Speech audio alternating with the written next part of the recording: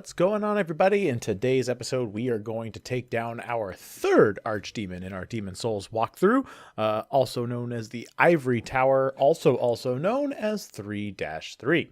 So for this particular area here, we are going to be equipping a Ring of Avarice alongside our Cling Ring, of course. And we have our standard layout with our Dragon Longsword, Heater Shield, and the Talisman of God with our Catalyst, as well as our endgame armor. The armor worn by King Doran can be acquired in the first area of the game very early on, and to do that quite cheesily, check out my first video in this series, the easy build. So I will link that in the description below as well as in the top right corner. But we are going to go ahead and head over to 3-3, otherwise known as the Ivory Tower. Now, getting up there is a bit of a challenge, to be perfectly honest with you, because there are a couple of pretty hard enemies we're going to come across along the way here. But on the way up, we're just going to make sure that we have the second chance spell cast, of course, just in case things go awry. And we're also going to equip our aged spice for our MP regathering, because we are going to need it for the trip up the stairwell, and you'll see why in just a minute.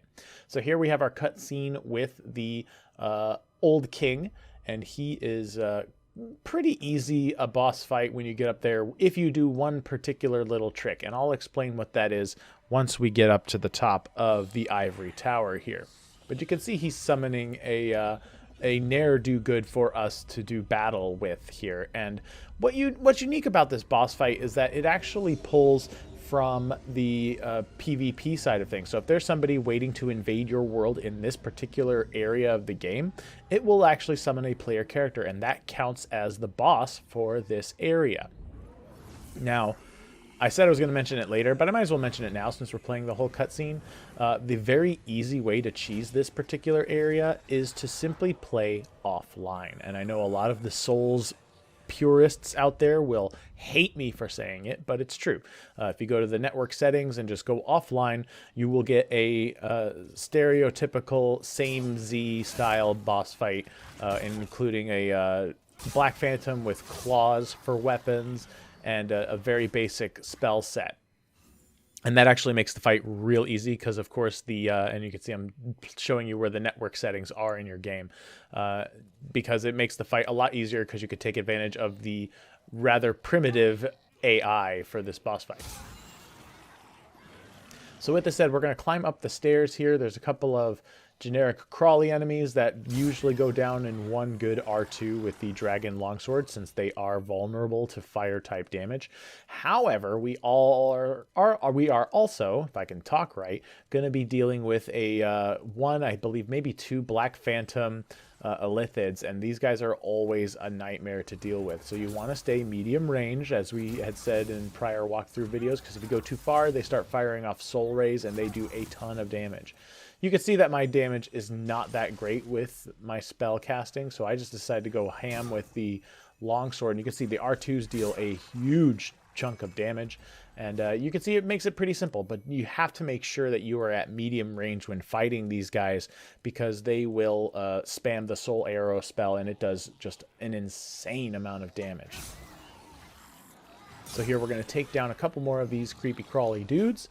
And one more Black Phantom up here. You can see that he's doing his mid-range paralyzing attack, but once again, we just let him charge us, and we hit him with a couple of R2s. I believe just 3 is all that we will need. And as long as you keep backtracking and backpedaling after you strike, you should be able to avoid that medium attack. You just need to watch out for those soul arrows again. So again, 3 R2s is all it takes to drop him, and now here we are in our boss room.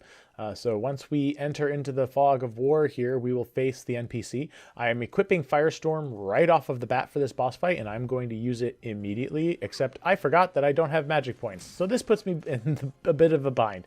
Usually, if you have a full magic bar, you can cast Firestorm as soon as you walk into the area, and that will deal a huge chunk of damage to the boss right off the bat. Aside from that, you can see that his spikes are a little bit off-timed, but if you just hold up your shield and he strikes, he will actually become stunned. Now, the other thing you need to watch out for is he can parry you. And if you get parried and then hit afterwards, it deals a huge amount of damage. But as you can see here, I'm actually a bit of a parry god and channeling that in a bit myself. And I parried him. It's not too hard to get the timing down if you want to learn how to parry. But as you can see here, he's stunned. And again, I thought I had enough for Firestorm by now. I do not. But, and now he's starting to cast the homing soul arrows on top of that. And more soul arrows will appear when he takes more damage.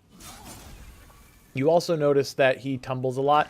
Using and spamming the Soul Ray magic spell doesn't really do much for this boss fight because he will just keep tumbling around and avoiding the attacks.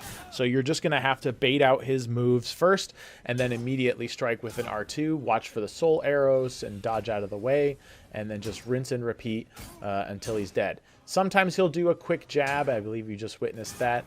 And in that case, yeah, he's going to hit you, but it doesn't really hit that hard, so you can always just fall back and heal. But he is very aggressive, and he will remain on you for a good chunk of the fight. So just make sure that when he casts his soul arrow is really the only time you'll be able to fall back and heal, like right there, because he will jump right back onto you very quickly. As you can see, I'm trying to show off a bit and showboat and parry, and you can see it's almost costing me the entire run because he's just gonna. But again, like right when he casts the homing soul arrow, he gets hit again, and I just gave up and just started hauling off on him, and that's pretty much the whole fight. Pretty simple. So with that, we have vanquished our third archdemon, which is very good news. We are going to be then continuing with our walkthrough series through the Valley of Defilement, 5.2 and 5.3. And then by God, we will be at the light at the end of the tunnel, and we will have our final round of Demon Souls after that. So I hope you're enjoying this video series. If you do, don't forget to like and subscribe to be notified when I post additional content. Also, if you'd like to chat with me, I'm usually on stream at least twice a week on Twitch. I'll leave a link to that in the description below. And you can also join my Discord, also a link below that, just in case you want to visit and join the community and chat about pretty much whatever you want. So until then, I hope you have a great rest of your day, and I hope to see you in the next video.